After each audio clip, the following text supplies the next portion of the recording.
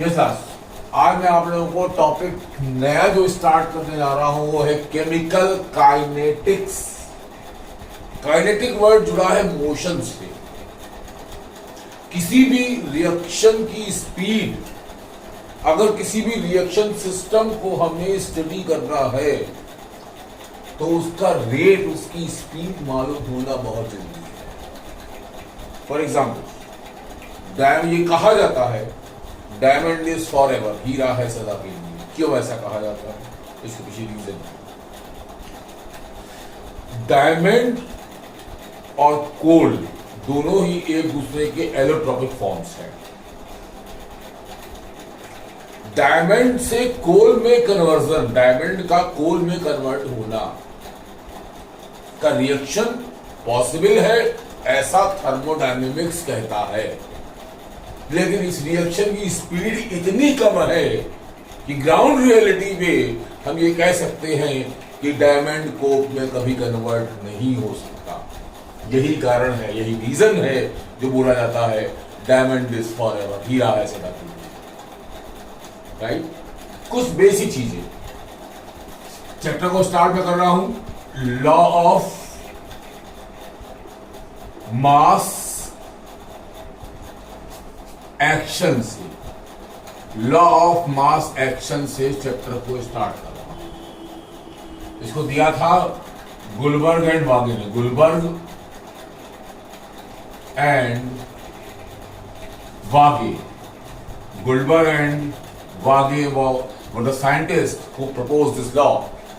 According to this law, let us suppose दो particle हैं ए और बी। वहां ए का एक, ये देखिए इस डायग्राम के थ्रू आपको भी एक्सप्लेन कर देता हूं। मैं कहना क्या चाहता हूं इस डायग्राम के थ्रू।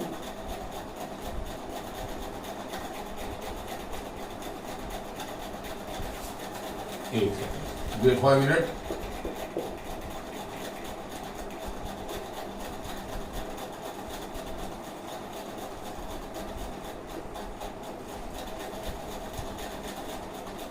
देखिए, ए और बी का एक पार्टिकल, ए का एक पार्टिकल है, बी का एक पार्टिकल है। ए और बी मिलके एक कंपाउंड सी बना रहे हैं।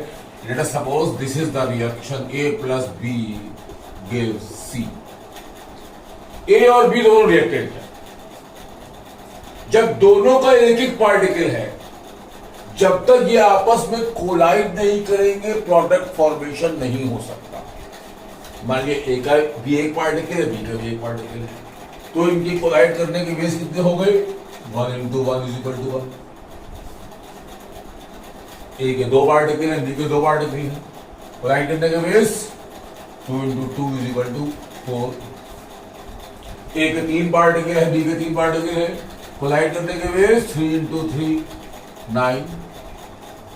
अगर बीच में कोलिजन बढ़ेगा, अगर ए और बीच के बीच में कोलिजन बढ़ेगा तो ऑब्वियस सी बात है कोलिजन बढ़ने के साथ प्रोडक्ट फॉर्मेशन के चांसेस बढ़ जाते हैं, रिएक्शन का रेट बढ़ जाएगा। लॉ ऑफ मास एक्शन कहता है कि रिएक्टेंट का अमाउंट जितना ज्यादा होगा, रिएक्शन की स्पीड भी उतनी ही ज्यादा होगी।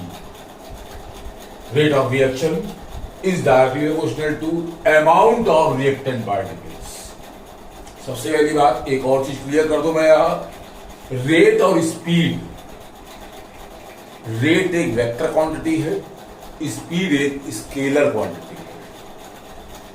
रेट और स्पीड में डिफरेंस। दूसरी एक चीज जो हमने 11th में जब हम थर्मोडायनेमिक्स पढ़ा रहे थे तब भी बताया था, इस चैप्टर को पढ़ा रहे तब भी बताया। हम यहां ये नहीं कहेंगे कि दिस रिएक्शन इज पॉसिबल और this reaction is not possible. हम कहेंगे दिस रिएक्शन इज फीजिबल और this reaction is not feasible. तो डिफरेंस क्या है पॉसिबल और फीजिबल के बीच में?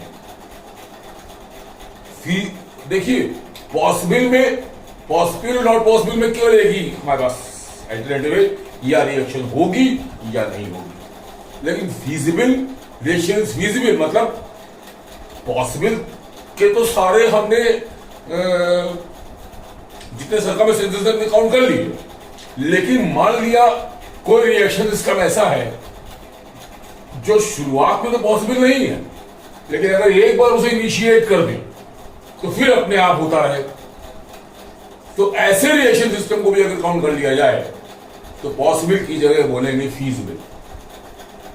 फीजिबल में वो सारे आउटकम्स तो आते हैं जो पॉसिबल है, लेकिन वो भी आते हैं जिनको एक बार इनिशिएट करने की जरूरत है, उसके बाद वो अपने आप हो जाएंगे।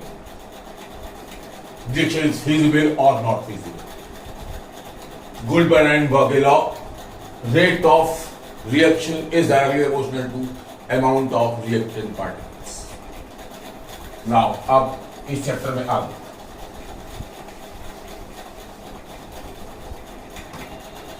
इंस्टेंटेनियस रेट से क्या मतलब है? कुछ बेसिक टर्मिनोलॉजी बात हो जाए।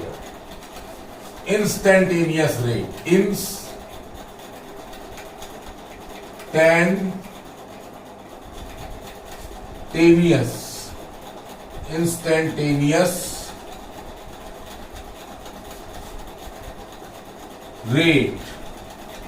इंस्टेंटेनियस रेट मान लिया 2 आवर्स में हमने 140 किलोमीटर की डिस्टेंस ट्रेवल की। 2 आवर्स में 140 किलोमीटर की डिस्टेंस ट्रेवल की, तो स्पीड क्या रही? 140/2 यानी 70। एक चीज बताइए, during the journey of 2 hours speed हमारी 70 निकल के आ रही है, लेकिन ग्राउंड रियलिटी क्या है? क्या हर सेकंड हमारी स्पीड 70 ही रही होगी? रास्ते में कोई स्पीड ब्रेकर आया होगा तो हमने ब्रेक्स लगाए होंगे, स्पीड कम की होगी। किसी गाड़ी को ओवरटेक किया होगा तो वो तो स्पीड बढ़ाई होगी। तो अगर मैं कहूं कि रिएक्शन स्टार्ट होने के 40th सेकंड पे स्पीड क्या, तो उस स्पीड को बोलेंगे या रेट एट एन इंस्टेंट या instantaneous rate, right? Let us suppose कि A plus B2C reaction, speed is equal to distance upon time का फॉर्मूला वैलिड नहीं होता है, क्योंकि ये निकालता है, ये एवरेज स्पीड निकालता है, एवरेज रेंज निकालेगा या एवरेज इज मीनिंगलेस। लेकिन अगर हम ये मान लें कि किसी बहुत ही छोटे इन्फिनाइटेसिमली स्मॉल समय dt में, dt इतना छोटा समय है, dt you can say next to 0 dt second में, अगर रिएक्टेंट पार्टिकल के अमाउंट में चेंज dx का आया तो इतने छोटे समय के लिए ये फॉर्मूला एप्लीकेबल है। क्यों? रीजन है, जब कभी भी dt समय इतना छोटा है, नेक्स्ट टू 0 है, 0 से लेकर 1 के बीच में कितने नंबर हो सकते हैं? इनफाइनाइट है। dt समय इतना छोटा समय है, दैट इज नेक्स्ट टू 0। इतने छोटे समय में जब कभी भी a या b के अमाउंट में चेंज देखेंगे वो लगभग हमेशा dx ही आएगा, ये मान सकते हो कि dt समय छोटा। तो इतने छोटे समय के लिए ये फॉर्मूला एप्लीकेबल है। तो instantaneous rate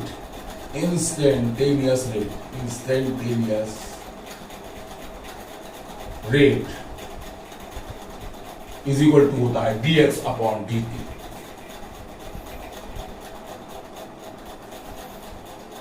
right?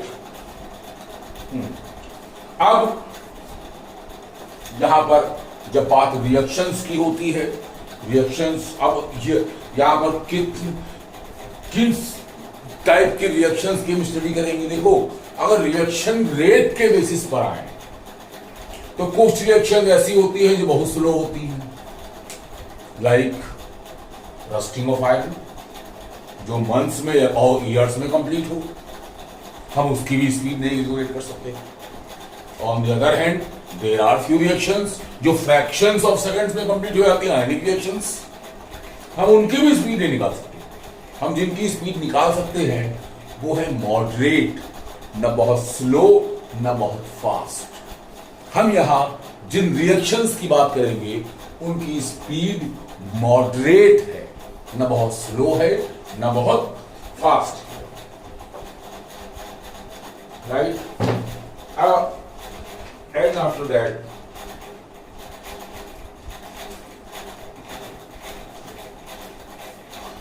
For example यही रिएक्शन लिया हमने, A+B2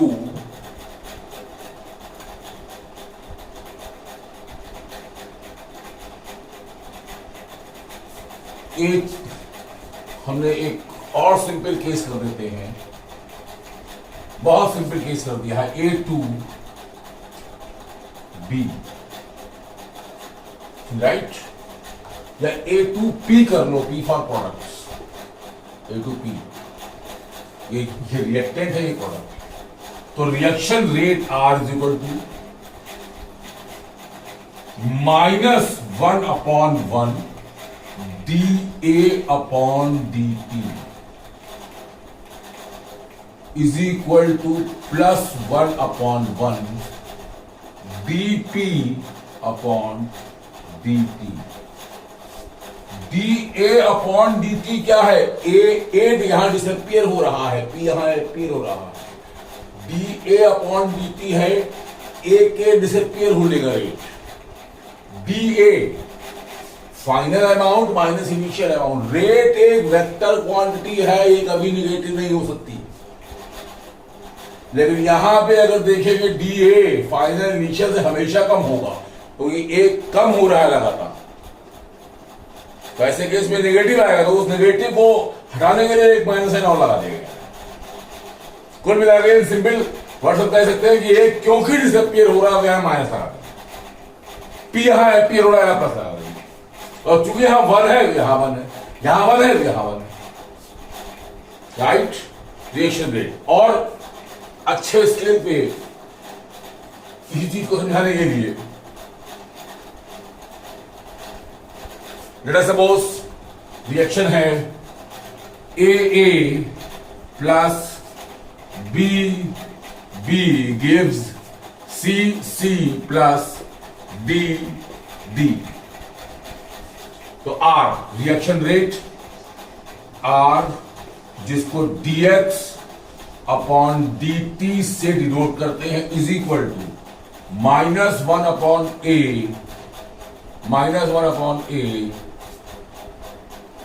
dA/dt बराबर -1/b dB/dt बराबर +1/c dC/dt बराबर +1/d dD/dt।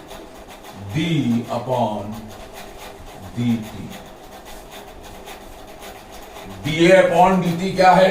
A के डिसअपियर होने का रेट, dB/dt B के डिसअपियर होने का रेट। डिसअपियर क्यों हो रहा है? क्या माइनस लगा है। A B क्या है? स्टाइशियोमेट्रिक कोफिशिएंट्स। जो ये 2KClO 3Gas 2KCl + 3O2 आता है, जो नंबर्स आ रहे हैं, इनको केमिकल, इनको जो केमिस्ट्री में जो टर्म है, केमिस्ट्री को बोलते हैं स्टाइशियोमेट्रिक कोफिशिएंट्स। तो ये तो स्मॉल है, small B, small C, small G, यहाँ स्टाइशियोमेट्रिक कोफिशिएंट्स, राइट। तो rate dx/dt is equal to -1/a dA/dt। ये है A के डिसअपियर होने का रेट, ये है B के डिसअपियर होने का रेट, ये है C के डिसअपियर होने का रेट, और ये है D के अपीयर, ये है C के अपीयर होने का रेट, ये है D के अपीयर होने का रेट, क्योंकि सीओडी दोनों पेयर हो रहे हैं तो यहां प्लस लगाऊंगा। सीओडी इनके स्टोइकियोमेट्रिक कोएफिशिएंट्स हैं and all of these factors are equal to reaction rate और इंस्टेंटेनियस रेट, राइट।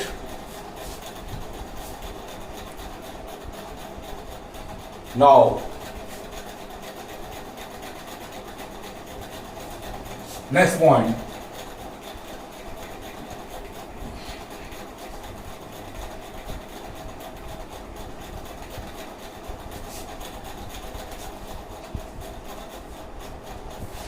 मान लिया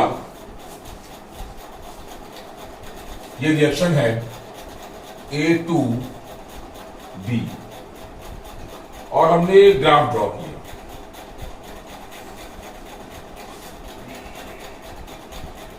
कंसंट्रेशन ऑफ ए और टाइम टी के बीच में, कंसंट्रेशन ऑफ ए और टाइम टी के बीच में, मतलब रिएक्शन रेट अगर निकालना है तो रिएक्शन के शुरुआत में अमाउंट कितना था, राइट। 20 सेकंड के बाद कितना रह गया, 40 सेकंड के बाद कितना रह गया, 60 सेकंड के बाद कितना रह गया, हमने रीडिंग नोट करते गए और एक ग्राफ ड्रॉ किया। लेट सपोज ग्राफ ऐसा, आपसे कहा गया कि टी जब 40 सेकंड था, यानी इतना था मान लो, तब रिएक्शन रेट क्या था। तो आपने इस पॉइंट पे एक वर्टिकल लाइन ड्रॉ की। इस वर्टिकल लाइन ने जहां पर इस कर्व को काटा वहां पर एक टेंजेंट ले लो। इस टेंजेंट का जो स्लोप होगा उसका tangent, the slope that will give you reaction rate at that time. अगर मान लो कि अगर 40 सेकंड में ऐसा हुआ है तो इस टेंजेंट का जो स्लोप है, स्लोप कितना होगा, tan theta, theta is the same, right. जो स्लोप होगा that will be reaction rate at that second, at that particular, let us से 40 second, whatsoever it is, right. Now next case,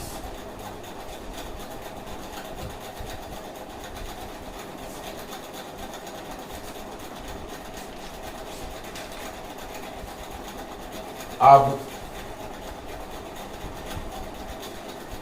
कुछ questions वगैरह देखता हूं मैं।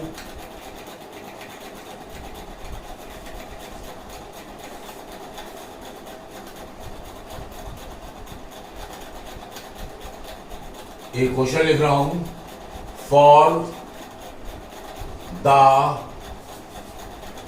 Reaction 2A, for the reaction 2A gives 4B plus C. The concentration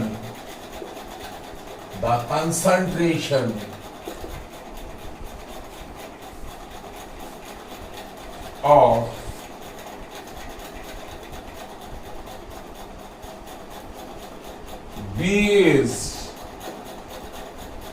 B is increased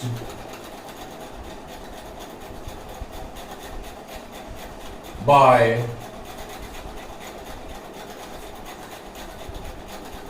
5 into 10 की power minus 3 mole in 10 seconds। तो हमें क्या निकालना है, हमें निकालना है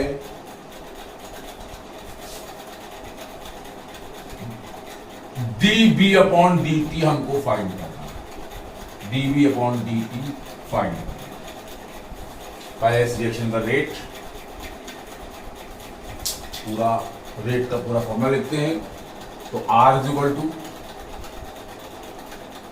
-1/2 dA upon dt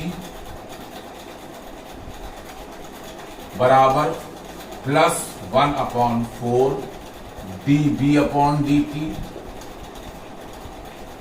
is equal to plus 1/1 dC upon dt। अब B का अमाउंट इतने से बढ़ा दिया गया 10 सेकेंड में, यानी कि dB change in amount of B वो है 5 × 10⁻³ यानी dB आ दिया है 5 × 10⁻³ और dt आ दिया है 10 सेकेंड्स चेंज अपॉन टाइम। तो आंसर क्या हो जाएगा, R is equal to plus 1/4 R is equal to plus 1/4 dB है 5 × 10⁻³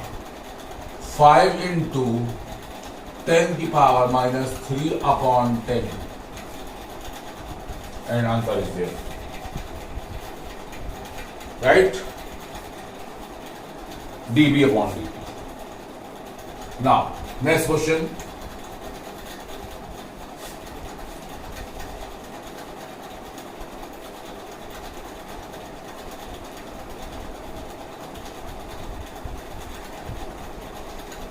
yes sir.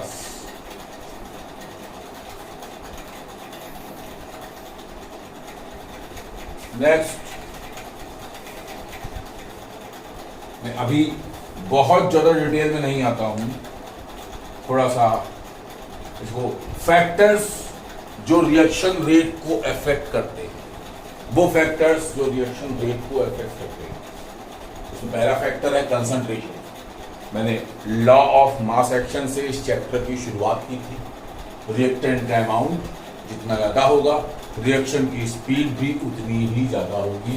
तो पहला पॉइंट है वो है कंसंट्रेशन। कंसंट्रेशन मतलब रिएक्टेंट पार्टिकल का अमाउंट जितना ज्यादा होगा, रिएक्शन रेट उतना ही ज्यादा होगा। Second is temperature. टेम्परेचर, एक चीज जान लीजिए कि टेम्परेचर, रिएक्शन चाहे एंडोथर्मिक हो या एक्सोथर्मिक हो, वो हमेशा रिएक्शन के रेट को बढ़ाएगा। बस एंडो में ज्यादा बढ़ा देगा, एक्सो में कम बढ़ा पाएगा, लेकिन रिएक्शन का रेट बढ़ेगा। और टेम्परेचर का रिएक्शन रेट पे इफेक्ट क्या है, ये कैलकुलेट करने के लिए एक टर्म आती है टेम्परेचर कोफिशिएंट। कोफिशिएंट ये है के टी प्लस 10 अपॉन के टी। एक नया टर्म स्मॉल के से लिख रहे हैं, ये है रेट कांस्टेंट। रेट कांस्टेंट, अभी इसके बारे में बताने जा रहा हूं। What is rate constant? Rate constant at T plus 10 degree centigrade upon rate constant at T degree. ये इस रेशो की वैल्यू जितनी ज्यादा होगी, रिएक्शन के रेट पर टेम्परेचर का इफेक्ट भी उतना ही ज्यादा होगा। Now the question comes to the point, what is rate constant? Rate constant क्या है? फॉर एग्जाम्पल ये रिएक्शन है, A gives B. Reaction rate R is directly proportional to concentration of A की पावर A। यह आपको पढ़ाया गया होगा क्लास 11th में, equilibrium chapter. Reaction rate is directly proportional to concentration raised to the power A, जो स्टोइचियोमेट्रिक coefficient है। Proportionality constant की जगह हमने जब इक्वल टू लगाया तो यहाँ एक कांस्टेंट फैक्टर आ जाता है जिसे हम बोलते हैं rate constant. Rate constant temperature पर डिपेंड करता है। टेम्परेचर की वैल्यू जितनी ज्यादा होगी, रेट कांस्टेंट उतना ही ज्यादा होगा। फिर रिपीट कर रहा हूं, टेम्परेचर कोएफिशिएंट में याद रखिएगा कि दो डिफरेंट टेम्परेचर के रेट कांस्टेंट्स का रेशो टेम्परेचर कोएफिशिएंट है, लेकिन उनके बीच में उनके बीच में डिफरेंस कम से कम 10 का जरूर हो, कम से कम 10 का डिफरेंस उनके बीच में जरूर हो, नहीं तो ऑब्जर्वेबल नहीं होगा, हमें समझ नहीं आएगा। और ये पाया गया है कि रिएक्शन का रेट 10 डिग्री सेंटीग्रेड से बढ़ाया और रिएक्शन का रेट 4 टाइम्स 5 टाइम्स हो जाए, राइट। तो डिटरमाइन होता है टेम्परेचर कोफिशिएंट से। 26 होगा।